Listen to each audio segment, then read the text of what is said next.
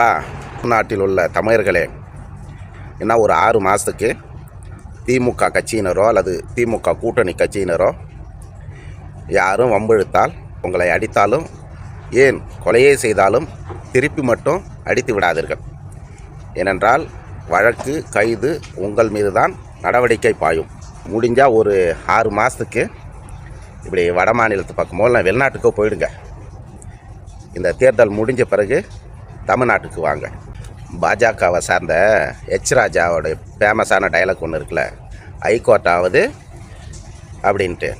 அந்த மாதிரி திமுக அரசு நீதிமன்ற உத்தரவையும் மதிக்கிறதில்ல, நீதிமன்ற தீர்ப்பையும் மதிக்கிறதில்ல. ஆனால் பேர் மட்டும் சமூக நீதி அரசு, அனைவருக்குமான அரசு, திராவிட மாடல் அரசுன்ட்டு வகை வகையாக பேரை வச்சுக்கிட்டு நேர் எதிராக செயல்படுற கட்சி திமுக கட்சி.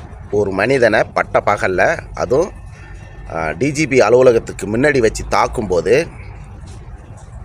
அவர் திருப்பி தாக்கியது குற்றம் அப்படின்ட்டு கைது செய்கிறது இந்த திமுக அரசு என்றால் சாமானிய மக்களுக்கு என்ன நிலை என்பதை புரிந்துக்குங்க.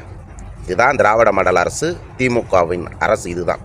திமுகவுக்கு ஆதரவாக நீங்கள் இருந்தீங்கன்னா தமிழ்நாட்டில் கொலை கூட செய்யலாம், யாரும் கண்டுக்க மாட்டாங்க, வழக்கம் கிடையாது, ஒன்றும் கிடையாது.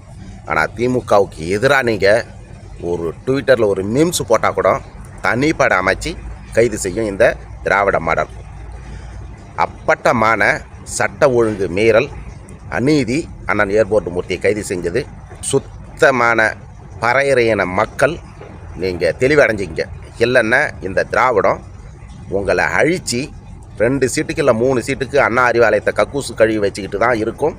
உங்களுக்கு உண்டான உரிமை தராது. அண்ணன் ஏர்போர்ட் மூர்த்தி சரியான ஒரு பறையராக இருந்து அந்த மக்களுக்கு உண்டான நீதியை தட்டி கேட்குறாரு.